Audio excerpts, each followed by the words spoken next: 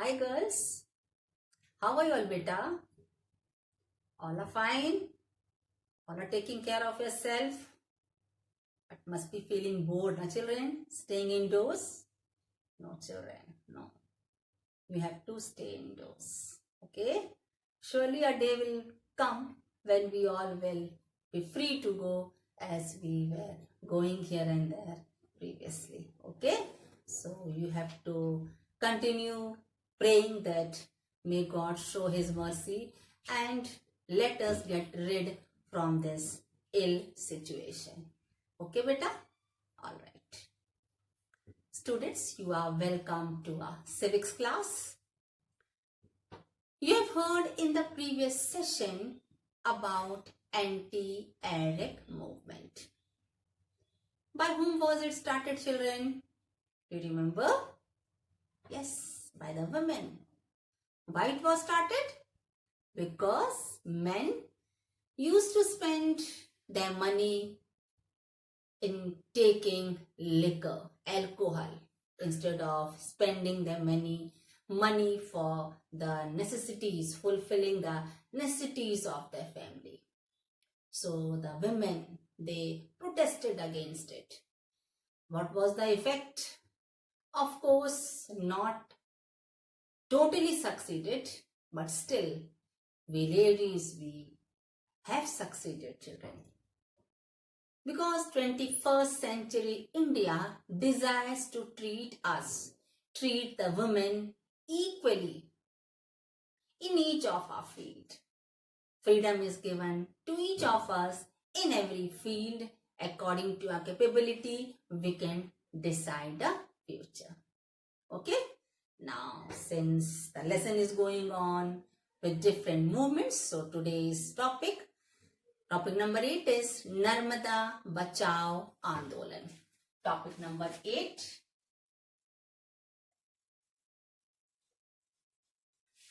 Narmada Bachao Andolan.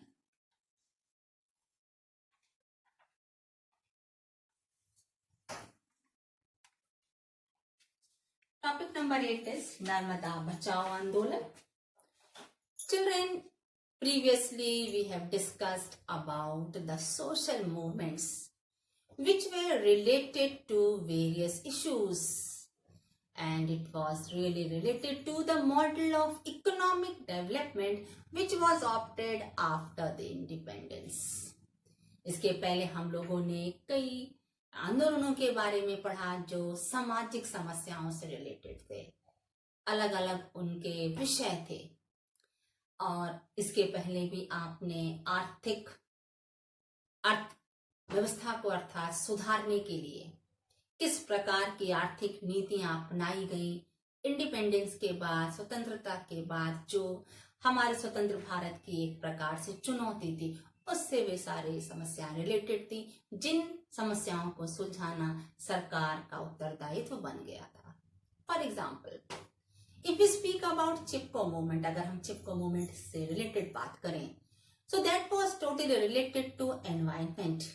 And the second thing was that the farmers, they had come with a request that they were in need of the wood of ash trees, and that was related to agricultural sector.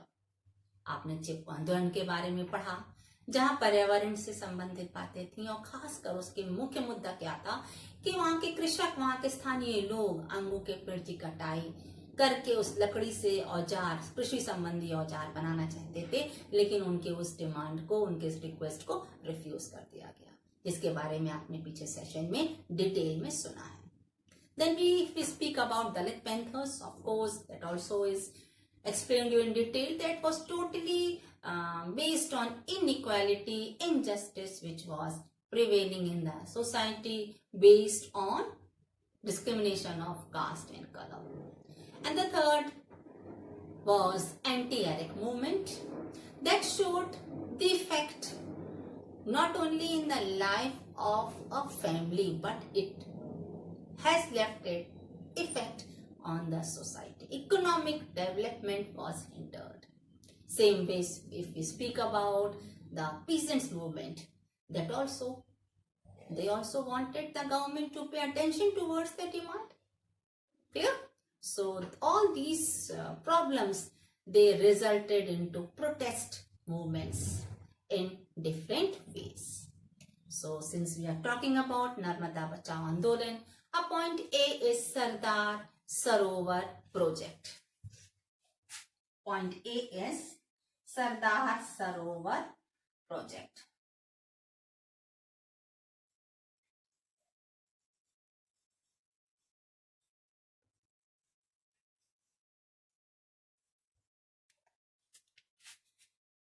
As we are talking about Narmada, Narmada is a river on which Sardar Sarovar project was undertaken. Clear? In this, children, it is said that this was about the dam which was to be built on Narmada river and the rivers, you can say the tributaries of Narmada river. And it had the idea of multi-purpose Sardar Sarovar project. अर्थात ये Sardar Sarovar project जो था, इसके लिए बहुउद्देशीय योजनाएं बनाई गई थी, which was conceived in 1940s. 1940 में इस पर विचार हुई, चर्चा हुआ और इसकी आवश्यकता पर ध्यान दिया गया. But it came into existence, means the work started on the project in 1978. How it was started? Because it got the cooperation of World Bank. इस प्रोजेक्ट पर काम 1978 में स्टार्ट हुआ. कैसे स्टार्ट हुआ? उसे विश्व बैंक द्वारा सहायता दी गई. So what was that project? That project consisted of 30 big dams. इस प्रोजेक्ट के अंतर्गत 30 बड़े बांध, 135 मीडियम साइज डैम्स, 135 मध्यम आकार के बांध और करीब 3000 छोटे बांध. Around 3000 small dams were to be constructed on Narmada river and its tributaries which were flowing across Madhya Pradesh, Gujarat and Maharashtra. Clear?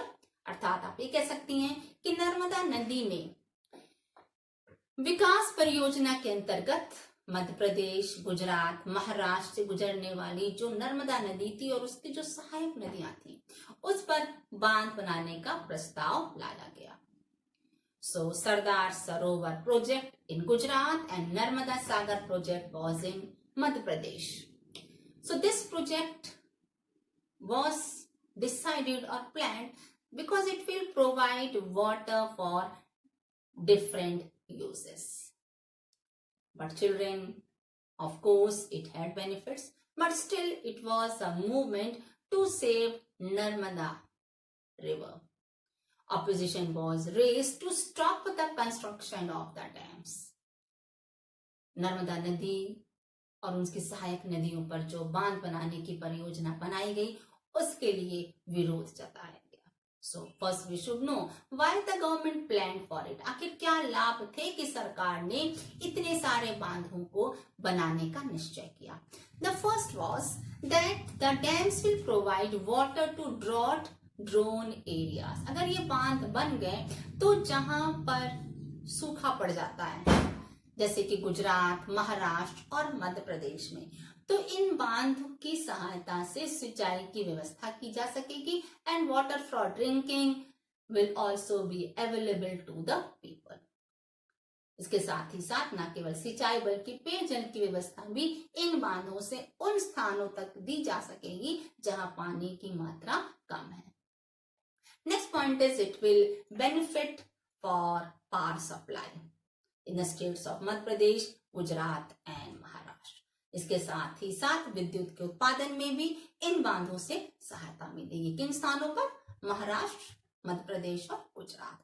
Then point number 3 is that it will fulfill the developmental projects like green revolution, जैसे कि जो परियोजनाएं हैं, आर्थिक परियोजनाएं हैं, विकास की परियोजनाएं जैसे कि हरित क्रांति in west Maharashtra and Gujarat region and also in Saurashtra and Kutch. इन स्थानों पर जो हरित क्रांति की योजना, जिसके बारे में आपने लेसन में पढ़ा है, लेसन 3 में, that also will be helpful or will be managed if the construction of dam is done. Then the next is it will also improve the fertility of the land. अगर बांध बना दिए जाते हैं तो उसकी आसपास की भूमि की उर्वरा शक्ति भी बढ़ जाएगी, क्योंकि उन्हें सिंचाई के साधन समय समय पर उपलब्ध होंगे, जमीन सूखी नहीं रहेगी, जिससे उसकी उर्वरा बनी रह सकती है. But children, that was reason why the people opposed, why the parties opposed, because if the project is done, if constructions will start, अगर ये योजना जो परियोजना अगर उसको आरंभ किया जाता है, then around 245 villages of those states will be affected. They may be drowned. हो सकता है कि उन नहरों को इधर उधर मतलब जो बनाया जा रहा है तो उससे वहां से वे सारे गांव पानी में डूब जाए. So again there will be a question of rehabilitation, अर्थात यदि इन गांवों को वहां से हटाया जाता है, यहाँ के लोगों को हटाने के लिए आदेश दिया जाता है, तो उनके लिए अन्यत्र व्यवस्था की जानी चाहिए.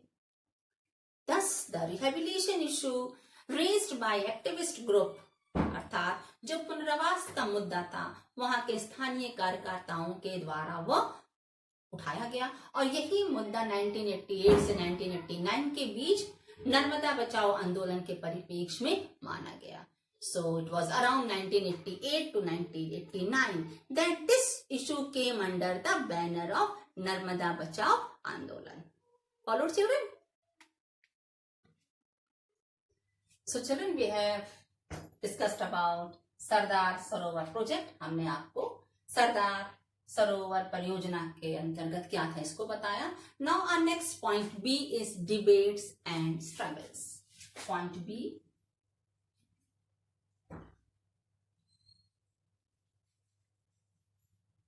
debates and struggles.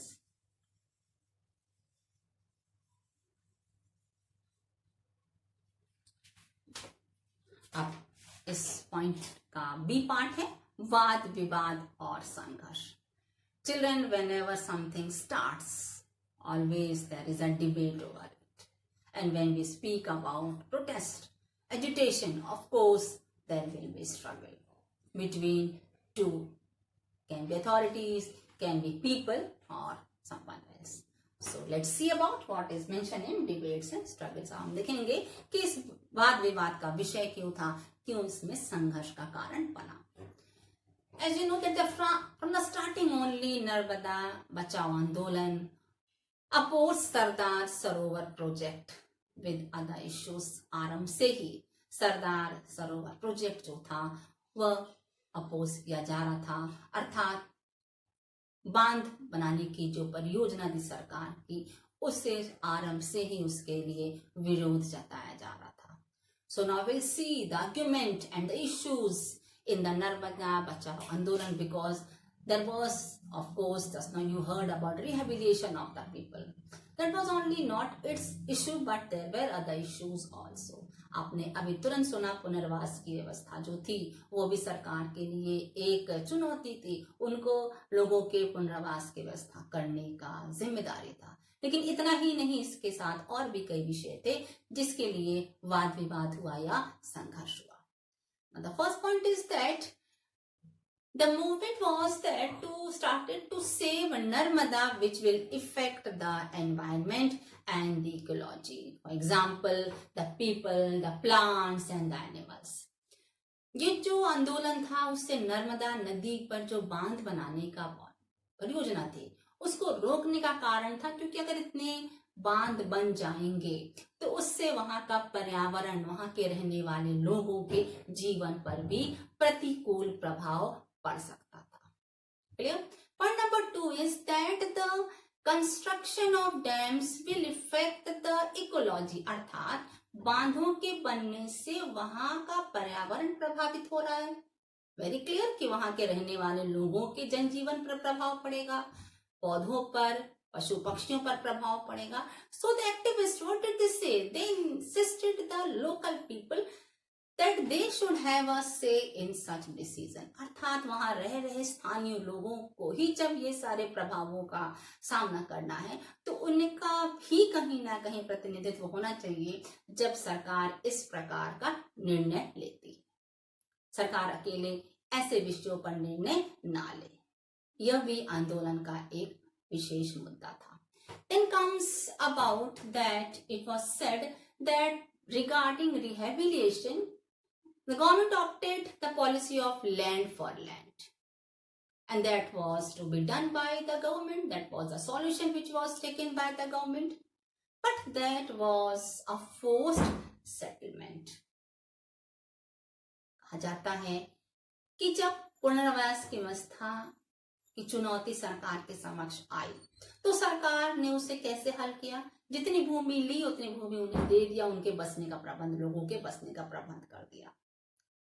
ये तो सरकार की तरफ से सॉल्यूशन था, लेकिन क्या यह सॉल्यूशन न्यायसंगत था? क्योंकि उन लोगों को उनके निवास स्थान से जबरदस्ती हटाया जा रहा था। तो क्या यह न्याय संगत है? और उसके बाद जब हमारे यहाँ लोकतांत्रिक व्यवस्था है तो क्या यह न्याय संगत था कि लोगों को अपनी इच्छा के अनुसार सरकार जब चाहे जहां से चाहे हटा दे? That also was a question. So the agitation was criticized in Gujarat. तो इस प्रकार जो एजिटेशन, जो प्रोटेस्ट किए गए, आंदोलन किए गए, उसके लिए गुजरात में विरोध भी किया गया इस एजिटेशन का। Because it is said that the government solved the problem of rehabilitation which was recognized by government and the judiciary, and that was said as the achievement of the government in 2003. But Narbata Bachao Andolan was still in demand. So it was said that it was this demand, this protest was like an obstacle in the process of development in many ways. कहा जाता है कि सरकार ने पुनर्वास की व्यवस्था कर दी और यह सरकार ने 2003 में अपनी बहुत बड़ी उपलब्धि मानी। कितने लोगों को शरण लेने का स्थान निर्धारित कर दिया, भूमि उपलब्ध करा दी, लेकिन फिर भी आंदोलन जारी रहा जिससे देश के विकास में अड़चन पड़ रही थी। कंस्ट्रक्शन बांधों का नहीं हो पा रहा था। That was affecting the life of the people in many ways. इस प्रकार सरकार की जिस प्रकार की योजना थी जिससे लोगों को लाभ हो सकना था वह काम रुक गया। यह विकास के लिए एक बहुत बड़ी बाधा हो गई। So what happened? और सरकार ने इसको अपनी उपलब्धि भी मानी थी, कितने लोगों को उन्होंने दे दिया जगह रहने के लिए। स्टिल आंदोलन नहीं रुका। अब क्या हुआ? The supreme court gave a judgment that the government should go ahead in the work of construction, but they were also, government was also instructed to ensure proper rehabilitation for the people. ये बात जब उच्चतम न्यायालय तक पहुंची तो वहां उच्चतम न्यायालय ने बांध को बनाने की जो प्रक्रिया थी उसको जारी रखने का निर्देश दिया, लेकिन साथ ही साथ यह कड़ाई से इस बात का आदेश दिया कि जो पुनर्वास की व्यवस्था है उसके लिए सरकार सतर्कता से काम ले। उचित व्यवस्था की जानी चाहिए उन लोगों के रहने के लिए जिनके घरों का या उनके जमीन का इस्तेमाल इस बांध परियोजना को आगे बढ़ाने के लिए किया गया है। And this movement continued around 20 years, children. But it is said that this movement continued for 20 years, but it was based on democratic strategy. सही आंदोलन 20 वर्षों तक चला, लेकिन वह लोकतांत्रिक तरीके से चलाया गया। उन्होंने जो आंदोलन किए वो लोकतांत्रिक तरीके व्यवस्था के आधार पर किए। For example, appealing to the judiciary, public rally were started, and also that the agitators, they also wished to get international support for such agitation, but they could not get the support of political parties. फिर भी इतना सब कुछ के बाद राजनीतिक दलों का उन्हें कहीं से भी समर्थन नहीं मिला। So what happened? Narmada Bachao Andolan depicted a gradual process of disjunction between political parties and socialist movement in Indian politics. इस प्रकार कहा जाता है कि जो ये आंदोलन चला, सामाजिक आंदोलन आप इसे कह सकती हैं, इस आंदोलन और सरकार जो राजनीतिक दल था उनके बीच की दूरियां बढ़ने लगी। क्यों? क्योंकि इन दूरियों को बढ़ने का कारण ये था कि ये राजनीतिक दल इन आंदोलनों में अपना समर्थन नहीं दे रहे थे। So it is also said that by the end of 90s Narmada Bachao आंदोलन was able to get a good support of the local people staying in those local areas. And one more achievement that they were able to get they were able to form a large alliance of people's movement. इस प्रकार उन्हें बड़े समूह का समर्थन मिला अपने इस आंदोलन को जारी रखने के लिए, who were involved in the struggle related to various issues। अर्थात आप ये कह सकती हैं कि इस आंदोलन को जारी रखने के लिए न केवल लोगों का अधिक से अधिक जनसंख्या का इन्हें समर्थन मिला, बल्कि यह समर्थन में जिन लोगों ने सपोर्ट किया उनके भी अपने मुद्दे इसी बैनर के अंतर्गत आए, जिसके निवारण की वह सरकार से मांग कर रहे थे। Children, we have discussed about Narmada Bachao Andolan, in which you heard about Sardar Sarovar project and debates and struggles related to this movement. Now we'll come to the last point of the chapter, lessons from popular movement. Point number 9.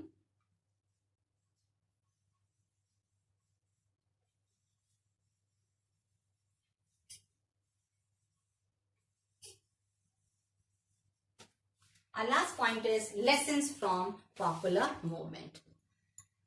जन आंदोलनों ने क्या सबक सिखाया, इस बारे में हम चर्चा करेंगे। Children, you know that the popular movement they clarify the nature of democratic politics. ये सही है कि अगर जन आंदोलन हो रहा है तो स्पष्ट है कि ये स्वतंत्रता संविधान द्वारा दी गई है और सरकार भी उस पर रोक नहीं लगाती, जो लोकतंत्र की सफलता दर्शाता है। But movements are always criticized. There are certain grounds on which the movements are criticized. ये भी सही है कि जब भी आंदोलन होते हैं, एजिटेशन होते हैं, उनकी आलोचना होती है। So now we'll see to the points that what are the reasons that the movements are criticized. The first point is that the strikes and the movements they disrupt the governmental process. कहा जाता है कि जब भी ऐसे protest होते हैं, आंदोलन होते हैं, तो सरकारी कामों में बाधा पड़ती है, जिससे देश का विकास बाधित होता है। For example, if you speak about rehabilitation which was said as an achievement of the government, but that cannot be resolved in an emotive atmosphere. पुनर्वास की व्यवस्था कराई गई, लेकिन फिर भी प्रोटेस्ट जारी रहा, क्योंकि लोगों का उस समय उनके साथ इमोशन जुड़ा था कि वे जहां रह रहे थे उन्हें हटाकर दूसरे नए स्थान पर उन्हें बसा दिया गया। तो ऐसे विषयों पर यदि प्रोटेस्ट होता है, आंदोलन होते हैं, तो यह आंदोलन पूर्ण रूप से सही नहीं माने जाते हैं, देश के विकास में अवरोध उत्पन्न करते हैं। Next point is calling on strikes and bandh that cause inconvenience to the people. जब भी स्ट्राइक होते हैं, धरने प्रदर्शन होते हैं, बंदी होती है, तो उससे क्या होता है, जनता को असुविधा होती है। Very good example, very practical example which we are facing from many days. Of course that has to be implemented. ये जरूरी है कि बंदी की जाए, लॉकडाउन किया जाए बच्चों। Of course we are facing, all are facing, लेकिन ये आप और हम सभी जानते हैं कि लॉकडाउन आवश्यक है, लेकिन उससे जनजीवन अव्यवस्थित हो गया है, रोजगार के साधन प्रभावित हो गए हैं। Clear? Next point is sometimes the implementation of strikes are not done in a peaceful manner. So what happens? That results in paralyzing the industry and commerce, and then it results into damage of social and national property. कभी कभी आंदोलन होते हैं, शांतिपूर्ण तरीके से नहीं होते। परिणाम क्या होता है? राष्ट्रहित में ना होने से राष्ट्रीय नुकसान होता है। आपने कई किस्से पेपर में पढ़े होंगे या सुने होंगे कि कभी कभी आंदोलन होता है जहां राष्ट्रीय संपदा को हानि पहुंचाई जाती है। So that also is criticized by the people. Clear? But children, of course we say that the popular movement strengthen democracy. ये भी सही है कि जन आंदोलन ही लोकतंत्र को सबल बनाता है, सफल बनाता है। कैसे? Because the point is the constitution has guaranteed us with fundamental rights in which freedom of speech, हमें संविधान की ओर से मौलिक अधिकार मिले हैं, जिसमें इस टॉपिक के परिप्रेक्ष्य में हमें स्वतंत्रता है कि हम अपने विचारों की अभिव्यक्ति करें। For example, the Chipko movement and Narmada Bachao Andolan. Of course, they were done peacefully. Agitation was not so. It was justiciable. So, when we speak about democracy, such movements, if they are done, implemented in a peaceful manner, of course, they may not be the reason of obstacle in the development of the country. Clear? Next point is that popular movements are the demands and aspirations of the people. ये जन आंदोलन हम लोगों की, जनसाधारण की आकांक्षाएं हैं, हमारी डिमांड है, हमारी राइट्स है, जिसे हम सरकार को इन्हीं माध्यमों से व्यक्त करते हैं। अदरवाइज हमारे पास दूसरा माध्यम नहीं है। तो ये भी आवश्यक है, तभी लोकतंत्र सफल होता है। Then comes point number 3, that the administrative machinery operates in such a way that government does not hear the demand of the people unless it is spread in many area or many supporters are there to speak over it. We do not have any comment over it. This point is from your book only. ये हमारा अपना कथन नहीं है। It is said, जब तक आंदोलन विस्तृत रूप धारण नहीं कर लेता, अगर वह सीमित होता है, तो शायद सरकार उस पर कोई प्रतिक्रिया नहीं करती है। तो आवश्यक हो जाता है कि आंदोलन का आकार विस्तृत हो, जिससे लोगों को उनके अधिकार दिए जा सके। Clear? Next point is about the socialist activists. They used to focus on the demands of the poor people, women, peasants, and the people of disadvantaged society, diverse society, who were landless peasants, landless workers, the Dalits, and the people of backward class. कहा जाता है कि इस प्रकार के आंदोलन किसके लिए किए गए? ये जो सामाजिक आंदोलन हुए वे गरीबों के लिए किए गए, कृषकों के हित के लिए किए गए, महिलाओं के लिए किए गए, या ऐसे लोगों को जिन्हें समाज में बराबरी का स्थान नहीं मिलता था, चाहे वह बैकवर्ड क्लास के हों, पिछड़े वर्ग के हों या दलित संप्रदाय के हों। तो इन्हें अधिकार दिलाने के लिए भी ऐसे आंदोलनों की आवश्यकता पड़ी जो लोकतंत्र को सफल बनाने के लिए, या जिससे लोकतंत्र सफल हो जाए। The next is that if steps are taken to solve the discontent which is prevailing in the society peacefully, then such situations can be avoided.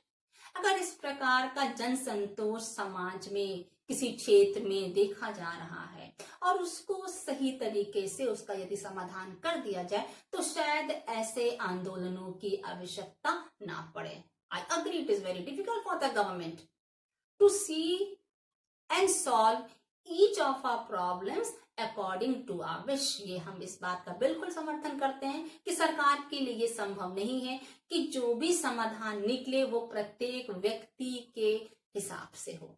ये सरकार के लिए बिल्कुल संभव नहीं है, लेकिन हमारी भी समस्याओं का समाधान होना चाहिए।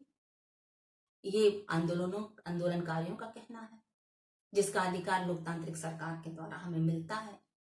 तो इस परिप्रेक्ष्य में भी सरकार ऐसे ही कदम उठाती है जो जन साधारण के लिए हितकर हो। That cannot be the personal, you can say, It will be solved according to each of the person living in the society.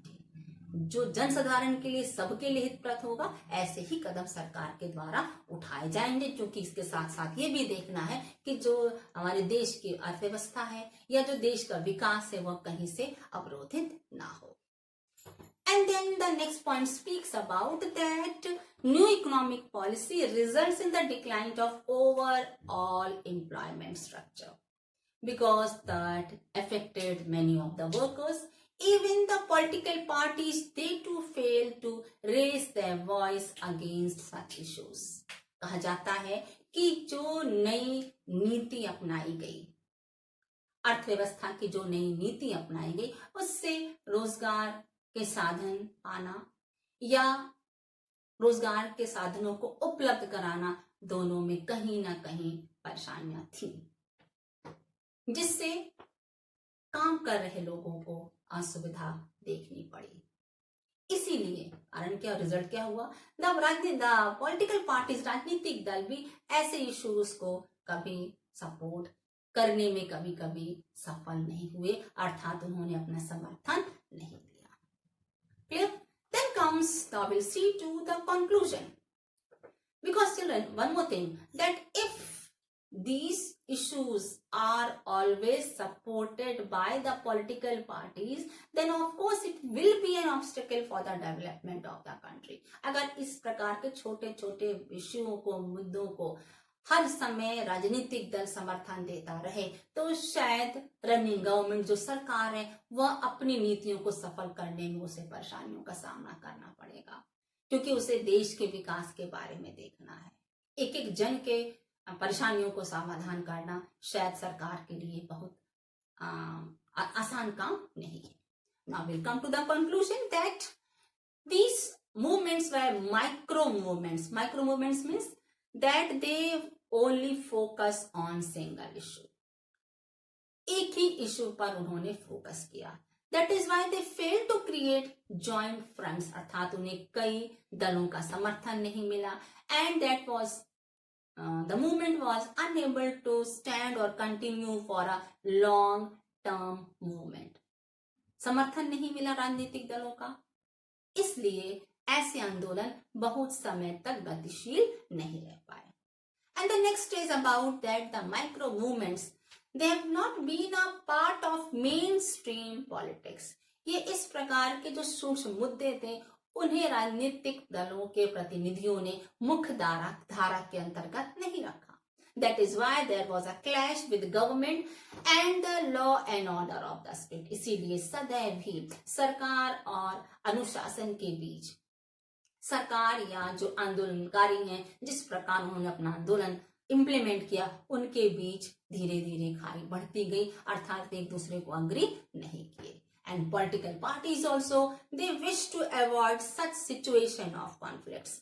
इस प्रकार छोटे मोटे मुद्दे को लेकर जो राजनीतिक दल हैं या उनके प्रतिनिधि हैं, वह उससे सरकार के लिए एक नई चुनौती आरंभ नहीं करवाना चाहते. चुनौती को फेस करवाने के लिए वे कभी अपना सहयोग नहीं देते. अर्थात छोटे मोटे मुद्दों पर यदि सरकार पूरे टाइम उनका सॉल्यूशन निकालती रहती है, तो कहीं नहीं कहीं जो बड़े मुद्दे हमारे इस देश के हैं, उनको हम शायद सरकार समाधान नहीं कर पाएगी, जो देश की सुरक्षा के लिए घातक होगा, पूरे देशवासियों के लिए घातक होगा.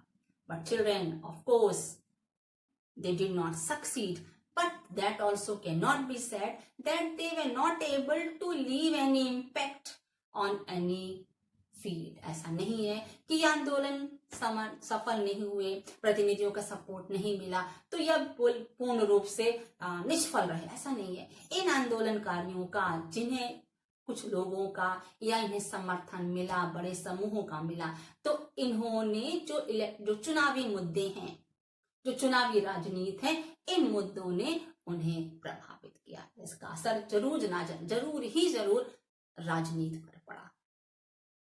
वेरी क्लियर, बहुत ही स्पष्ट है कि जन आंदोलन राजनीति को भी प्रभावित करते हैं. So I hope children you are clear with this chapter. Today the lesson is done. Please go through the points carefully so that when you get the assignment, you are able to do the answers. Okay, class? Thank you, beta. Have a nice day.